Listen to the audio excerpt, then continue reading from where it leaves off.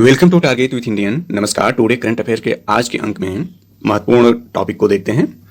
यानी जो आज का करंट अफेयर्स है, टुडे करंट अफेयर से अति महत्वपूर्ण है आगामी प्रतियोगी परीक्षाओं के दृष्टिकोण से। तो इसमें देखते हैं सबसे पहले जो है आज जो है बी आर अम्बेडकर की जयंती है, तो उसके संदर्भ में देखते हैं। तो इसमें तेलंगाना से संबंधित महत्वपूर्ण करंट अफेयर्स है कि भारत रत्न डॉक्टर बाबा साहेब सामाजिक समानता के प्रेरणा स्रोत को तेलंगाना का सत प्रणाम। ये हैं तेलंगाना के मुख्यमंत्री। भारतीय संविधान के निर्माता Bharat Ratna doctor Baba Saheb B R Ambedkar की 125 फीट ऊंची, नोटेड पॉइंट है, 125 फीट ऊंची दुनिया की सबसे ऊंची कांस्य प्रतिमा। ये भी नोटेड पॉइंट है कि दुनिया की सबसे ऊंची जो है कांस्य प्रतिमा जो है यह बी आर अम्बेडकर की है, 125 फीट का अनावरण उद्घाटन समारोह शुक्रवार यानी आज 14 अप्रैल 2023 को दोपहर 2 बजे माननीय मुख्यमंत्री श्री के चंद्रशेखर राव जी द्वारा, ये जो है के चंद्रशेखर राव जी द्वारा यह है। आइए हम विश्व ज्ञान मूर्ति को अपना विनम्र सम्मान प्रदान करें, यह इनका कहना है। दलित सामाजिक वर्ग के कल्याण में तेलंगाना देश के लिए एक आदर्श है। और इसमें देखते हैं इसमें योजनाएं क्या हैं तेलंगाना के लिए, तेलंगाना ने क्या किया है, इस पर ये महत्वपूर्ण करंट अफेयर्स, राष्ट्रीय करंट अफेयर्स के रूप में प्रतियोगी परीक्षा में पूछा जा सकता है। तो उसको देखते हैं। तेलंगाना दलित बंधु दलित समुदाय के लिए एक अनोखी और क्रांतिकारी विकासोन्मुख योजना। ऐसी योजना न देश में न विश्व में, ऐसा कहा जा रहा है। तो इसमें है दलित समुदाय की आत्मनिर्भरता के लिए तेलंगाना सरकार द्वारा शुरू की गई एक अभिनव क्रांतिकारी योजना दलित बंधु है। यानी इसमें दलित बंधु जो योजना है यह तेलंगाना सरकार की है। यह न केवल देश में बल्कि दुनिया में सबसे बड़ी नगद हस्तांतरण योजना है। इस योजना के प्रति दलित परिवार को 10 लाख रुपए की राशि दी जाती है। अगली योजना देखें, अनुसूचित जाति उप योजना। इसमें तेलंगाना राज्य सरकार ने 7 साल में दलित सामाजिक वर्ग परिवार के कल्याण पर 1,13,191 करोड़ रुपए खर्च किए। इसके बाद व्यापार में आरक्षण, ये भी महत्वपूर्ण करंट अफेयर्स है। व्यापार में दलितों के लिए आरक्षण जैसा इतिहास में पहले कभी नहीं हुआ। एकमात्र सरकार है जिसने अनुसूचित जाति को खाद की दुकान, दवाई की दुकान, शराब की दुकान जैसे लाभदायक व्यापार में लाइसेंस के आवंटन में 15% आरक्षण की सुविधा प्रदान की है। यानी इस पर आधारित प्रश्न पूछा जा सकता है कि व्यापार में आरक्षण किस राज्य सरकार ने दी है, तो वो है तेलंगाना सरकार। विदेश में अध्ययन के लिए 20 लाख की छात्रवृत्ति। इसके बाद 1001 गुरुकुल विश्वविद्यालय। ये सारी जानकारियां राष्ट्रीय करंट अफेयर्स के अंतर्गत महत्वपूर्ण हैं। तो इसमें प्रासंगिक मुद्दे को और देखें तो यह जो है डॉक्टर भीमराव अंबेडकर की, यानी आज 14 अप्रैल 2023 है, यानी आज जो है 14 अप्रैल 2023 है। तो इसमें जो है डॉक्टर भीमराव अंबेडकर की जो है 132वीं जयंती आज है। कहने का सही हुआ कि डॉक्टर अंबेडकर का जो जन्म हुआ वह 14 अप्रैल 1891 में हुआ। यानी इनका जो बर्थडे है वह 14 अप्रैल 1891 में इनका जन्म हुआ। और इनका महापरिनिर्वाण या मृत्यु जो इनकी हुई 6 दिसंबर 1956 को हुई।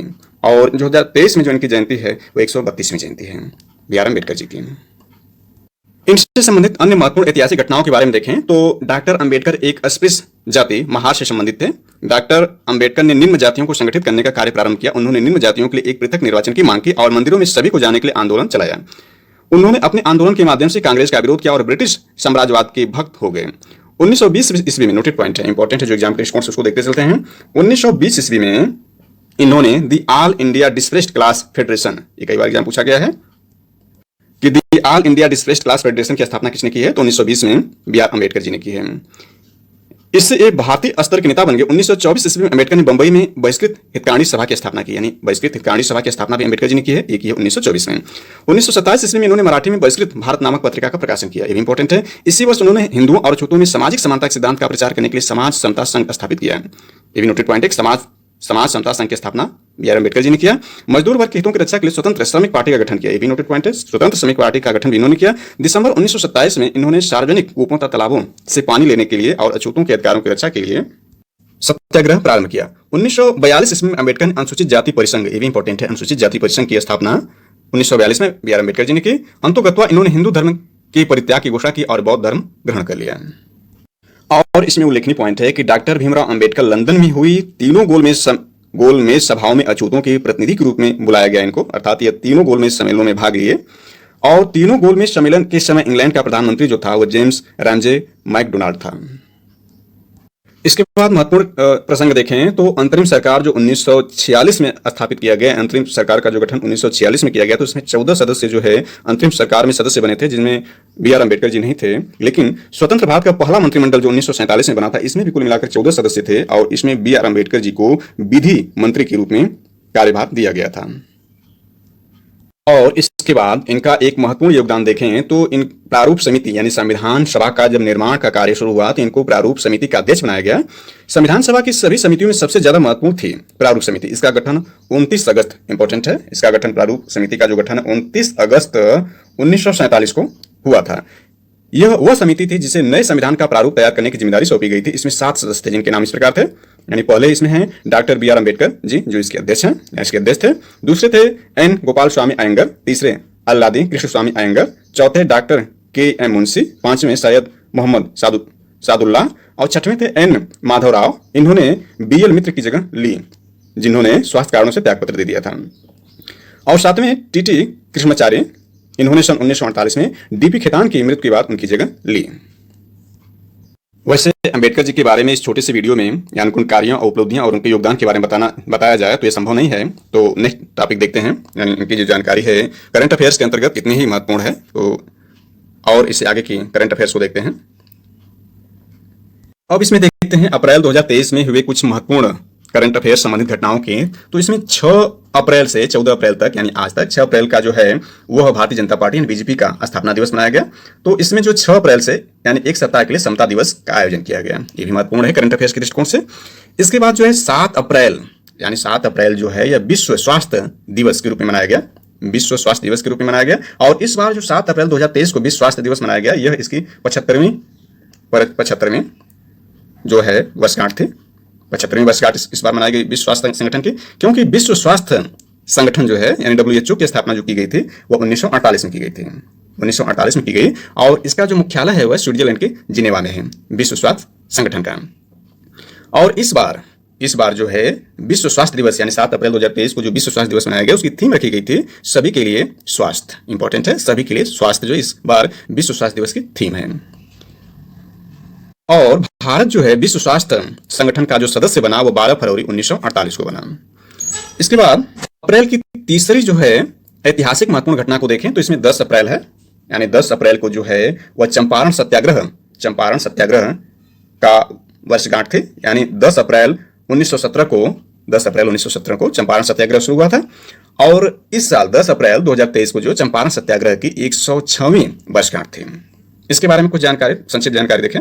चंपारण सत्याग्रह जो है ये गांधी जी का भारत में पहला सत्याग्रह था। तो इसमें देखते हैं गांधी जी ने सत्याग्रह का पहला प्रयोग 1917 ईस्वी में बिहार के चंपारण जिले में किया। चंपारण की घटना 20वीं सदी के प्रारंभ में हुई थी। यहाँ नील के खेतों में काम करने वाले किसानों पर यूरोपीय मालिक बहुत अधिक अत्याचार करते थे। किसानों को अपनी जमीन के कम से कम, नोटेड पॉइंट है, कम से कम 3/20वें भाग पर नील की खेती करना तथा उन मालिकों द्वारा तय दामों पर उन्हें बेचना पड़ता था। इसे 3 कठिया पद्धति भी कहा जाता था। 1916 यानी 1916 में जो कांग्रेस का 20वां अधिवेशन हुआ, 1916 में कांग्रेस का 32वां अधिवेशन लखनऊ में हुआ, जिसकी अध्यक्ष अंबिका चरण मजूमदार थे। और यह मुस्लिम लीग से, इसी दौरान मुस्लिम लीग से समझौता हुआ था। इसमें गांधी जी ने भाग लिया था। और इसमें यानी 1917 ईस्वी में चंपारण के एक किसान राजकुमार शुक्ल ने गांधी जी से लखनऊ में भेंट की और उन्हें चंपारण आने का आग्रह किया था। और इसमें इंपॉर्टेंट है चंपारण में गांधी जी के सहयोगी जो थे वह बाबू राजेंद्र प्रसाद यानी डॉक्टर राजेंद्र प्रसाद जो भारत के प्रथम राष्ट्रपति बने। इसके बाद JB कृपलानी, महादेव देसाई, मजहरुल हक, नरहरि पारिक व ब्रिज किशोर थे। इसके बाद NG रंगा ने महात्मा गांधी के चंपारण सत्याग्रह का विरोध किया था, जबकि रविन्द्रनाथ टैगोर ने चंपारण सत्याग्रह के दौरान ही उन्हें महात्मा की उपाधि दी थी। यानी जो है महात्मा गांधी को यानी गांधी जी को महात्मा को उपाधि जो है रविन्द्रनाथ टैगोर जी ने दी थी। इसके बाद अप्रैल की नेक्स्ट महत्वपूर्ण घटना देखें या डेट देखें तो इसमें 11 अप्रैल को जो है ज्योतिबा फुले की जयंती मनाई गई। ज्योतिबा फुले की 196वीं जयंती मनाई गई। ज्योतिबा फुले का जो डेट ऑफ बर्थ है 11 अप्रैल, यानी इनका जो जन्म हुआ था 11 अप्रैल 1827 को हुआ था। यानी इस बार इनकी 196वीं जयंती मनाई गई और इनकी मृत्यु जो है 1890 में हुई थी ज्योतिबा फुले जी की। ज्योतिबा फुले जी के बारे में संक्षेप में देखें तो इन्होंने सत्यशोधक समाज की स्थापना 1873 ईस्वी में बंबई में की। इसके बाद इन्हें महात्मा की पदवी दी गई और इनको महात्मा की जो पदवी दी वह महाराष्ट्र के, यानी इनको महात्मा की पदवी जो दी 1888 में महाराष्ट्र के एक अन्य समाज सुधारक विठल राव कृष्ण जी बंदेकर ने इनको महात्मा की उपाधि दी। ज्योतिबा फुले ने 1872 ईस्वी में एक पुस्तक गुलामगिरी लिखी, यानी इनकी जो महत्वपूर्ण पुस्तक देखा जाए तो गुलामगिरी है, तथा 1873 में ईस्वी में सत्यशोधक समाज की स्थापना की। और इनकी एक अन्य पुस्तक जो सार्वजनिक सत्य धर्म पुस्तक भी है। और ज्योतिबा राव फुले की पत्नी का नाम सावित्रीबाई फुले है, जो कि ये भी एक अति महत्वपूर्ण सामाजिक सुधारक रही हैं। और इनका जो जन्म हुआ, यानी सावित्रीबाई फुले का जन्म जो हुआ था, वो 1831 में महाराष्ट्र के सतारा जिले के नायगांव में हुआ था और 9 साल की आयु में इनका विवाह ज्योतिबा फुले से हो गया था। और इनके कार्यों के बारे में देखें, सावित्रीबाई फुले के कार्य के बारे में देखें तो इन्होंने महिला सेवा मंडल की शुरुआत की थी, वेरी वेरी इंपॉर्टेंट है। इसके बाद दोनों यानी पति पत्नी जो हैं, यानी सावित्रीबाई फुले और ज्योतिबाबाई फुले ने 1863 में बाल हत्या प्रतिबंधक गृह की शुरुआत की, अर्थात स्थापना की। इसके साथ ये दोनों लोग विधवा पुनर्विवाह की वकालत भी की और उसके लिए कार्य भी किया। सावित्रीबाई भी कवित्री थीं और काव्या फुले तथा बावन काशी सुबोध रत्नाकर उनके 2 महाकाव्य संग्रह भी हैं। अब आगे अगले जो महत्वपूर्ण करंट अफेयर्स उसको देखते हैं। तो सूरजमुखी का उत्पादन भारत में किस तरह का है उसको देखते हैं। करीब 80% सूरजमुखी का उत्पादन करने वाले इन राज्यों में आधे से अधिक का उत्पादन अकेले कर्नाटक करता है, यानी आधे से अधिक का उत्पादन अकेले कर्नाटक करता है। तो इसमें देखें तो ये आपके कर्नाटक में जो आपका है वह 46.54% पूरे भारत के उत्पादन का। इसके बाद हरियाणा 9.92%, उड़ीसा 9.62%, तेलंगाना 8.27%, महाराष्ट्र 5.35% जो है सूरजमुखी का उत्पादन करते हैं। स्रोत कृषि मंत्रालय 2021 का डाटा दिया हुआ है 21-22 का। तो इसमें है कि करीब 80% सूरजमुखी का उत्पादन करने वाले इन राज्यों में, यानी ये जो है भारत, यानी जो आपका यहाँ दिखाया गया है जो 5 राज्य हैं, ये भारत के जो है 80 जो सूरजमुखी का उत्पादन होता है उसका 80% जो है यही जो है 5 राज्य करते हैं। और इस 80% में जो है आधे से अधिक का प्रोडक्शन जो करता है वो केवल कर्नाटक ही, जो कर्नाटक है वो आधे से अधिक का प्रोडक्शन करता है इन 5 राज्यों में। महत्वपूर्ण खबर देखें तो इसमें चुनावों के बीच राज्य सरकार के फैसले पर शीर्ष कोर्ट की सख्त टिप्पणी। मुस्लिमों का 4% आरक्षण खत्म करने का फैसला त्रुटिपूर्ण। इसमें न्यायपालिका के खिलाफ टिप्पणी पर माफी मांगे ललित मोदी सुप्रीम कोर्ट। फैसले से पहले अंतिम रिपोर्ट का इंतजार करना चाहिए था, जस्टिस जोसेफ का कहना है। इसमें देखें तो ये महत्वपूर्ण प्रसंग है। कर्नाटक में विधानसभा चुनाव से ठीक पहले मुस्लिम आरक्षण खत्म किए जाने के मामले सुप्रीम कोर्ट ने अहम टिप्पणी की। कोर्ट ने कहा कि राज्य में मुसलमानों के लिए 4% ओबीसी आरक्षण खत्म करने कर्नाटक सरकार का फैसला प्रथम दृष्टया भ्रामक, अस्थिर और त्रुटिपूर्ण है। सुप्रीम कोर्ट की सख्त टिप्पणी के चलते राज्य सरकार को यह आश्वासन देने के लिए मजबूर होना पड़ा कि अगली सुनवाई तक नई नीति के आधार पर कोई भी दाखिला या नौकरी में भर्ती नहीं दी जाएगी। Justice KM. जोसेफ और जस्टिस बीवी नागरत्ना की पीठ ने बृहस्पतिवार को इस मामले की सुनवाई करते हुए राज्य समेत अन्य प्रतिवादियों को 17 अप्रैल तक इस मामले में अपना हलफनामा दायर करने के लिए कहा है। अगली सुनवाई 18 अप्रैल को होगी। यह है मामला को देखते हैं। कर्नाटक सरकार ने हाल ही में अन्य पिछड़ा वर्ग यानी ओबीसी के मुसलमानों के लिए 4% कोटा समाप्त करते हुए सरकारी नौकरियों और शिक्षण संस्थान में आरक्षण की 2 नई श्रेणियों की घोषणा की। ओबीसी मुसलमानों के 4% कोटे को बोकलिका और लिंगायत समुदायों के बीच बांट दिया गया है। यही नहीं, आरक्षण के लिए पात्र मुसलमानों को आर्थिक रूप से कमजोर वर्गों के तहत वर्गीकृत कर दिया गया है। राज्य सरकार के फैसले के बाद अब वहां आरक्षण की सीमा करीब 57% हो गई। कर्नाटक सरकार के इस फैसले को ही सुप्रीम कोर्ट में चुनौती दी गई थी। खबर इसमें देखें तो दुनिया भर में समस्याओं के बावजूद वित्त वर्ष 2022-23 के डाटा में देखें तो निर्यात 6% बढ़कर रिकॉर्ड 447 अरब डॉलर पार। इसमें है 892 अरब डॉलर रहा वस्तुओं और सेवाओं का निर्यात। तो इसमें देखते हैं भारत के आयात में चीन की हिस्सेदारी घटी।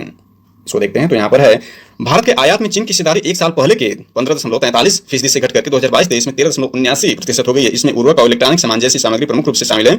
चीन को निर्यात 28% घटकर, यानी चीन को निर्यात 28% घटकर 15.32 अरब डॉलर रहा है। 1 साल पहले यह 21.26 अरब डॉलर था। चीन का आयात में 16.5% की वृद्धि से व्यापार घाटा बढ़ा। देश का आयात 2022-23 में 16.5% बढ़कर 714 अरब डॉलर पर पहुंच गया। 2021-22 में ये 613 अरब डॉलर था। व्यापार घाटा भी 1 साल के पहले 191 अरब डॉलर से बढ़कर 267 अरब डॉलर हो गया। वस्तुओं और सेवाओं का कुल आयात 892 अरब डॉलर तक पहुंच गया। यह दर्शाता है कि देश की आर्थिक गतिविधियां बढ़ रही हैं, इससे निर्यात को समर्थन मिला है।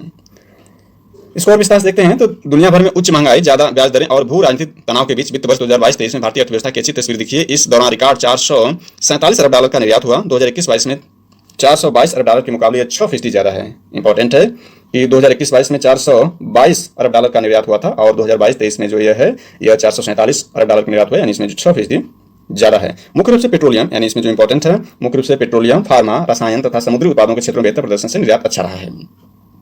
केंद्रीय वाणिज्य उद्योग मंत्री पीयूष गोयल ने रोम में कहा कि ऐसे चुनौतीपूर्ण समय में वस्तुओं और सेवाओं का निर्यात 2022-23 में 14% या करीब 100 अरब डॉलर बढ़कर 770 अरब डॉलर की नई ऊंचाई पहुंच गया है। 1 साल पहले 676 अरब डॉलर था। 2020 में यह 500 अरब डॉलर रहा था। इसी दौरान देश का सेवा निर्यात भी 2022-23 में 27.16% बढ़कर 323 अरब डॉलर पहुंच गया, जो इससे पहले वित्त वर्ष में 254 अरब डॉलर था। यानी सेवा निर्यात में भी वृद्धि हुई है, ये इंपॉर्टेंट है। अब देखते हैं सेवा क्षेत्र में इनका बेहतर योगदान, यानी आईटी, लेखा और बिजनेस प्रोसेसिंग क्षेत्रों में अच्छा विकास हुआ है। वस्तु क्षेत्र में इनका अच्छा प्रदर्शन रहा है। तेल, खली, इलेक्ट्रॉनिक सामान, तंबाकू, तिलहन, चावल, कॉफी, फल और सब्जियां, चमड़े का सामान, फार्मा, समुद्री उत्पाद, रसायन और तैयार वस्त्र। अगली महत्वपूर्ण करंट अफेयर देखें तो इसमें प्रत्यक्ष कर संग्रह चालू वित्त वर्ष में 19.68 लाख करोड़। इसमें चालू वित्त वर्ष में देश का प्रत्यक्ष कर संग्रह 19.68 लाख करोड़ रुपए रहा। यह 2013-14 में 7.21 लाख करोड़ था, जिसकी तुलना में इसमें 173% वृद्धि हुई है। केंद्रीय प्रत्यक्ष कर बोर्ड यानी CBDT ने बृहस्पतिवार को बताया। इसी दौरान शुद्ध कर संग्रह 160% तेजी के साथ 16.61 लाख करोड़ रुपए रहा, जो 2013-14 के दौरान 6.38 लाख करोड़ रुपए था। अगली संक्षिप्त इंटरनेशनल करंट अफेयर्स को देखें तो नॉर्वे से 15 रूसी राजनयिक जासूसी के संदेह में निष्कासित।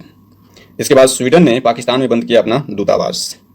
तो इसमें भारत में बनेगा मलेरिया का टीका। सीरम इंस्टीट्यूट टू ऑक्सफोर्ड विश्वविद्यालय में समझौता वेरी इंपॉर्टेंट है कि किसमें समझौता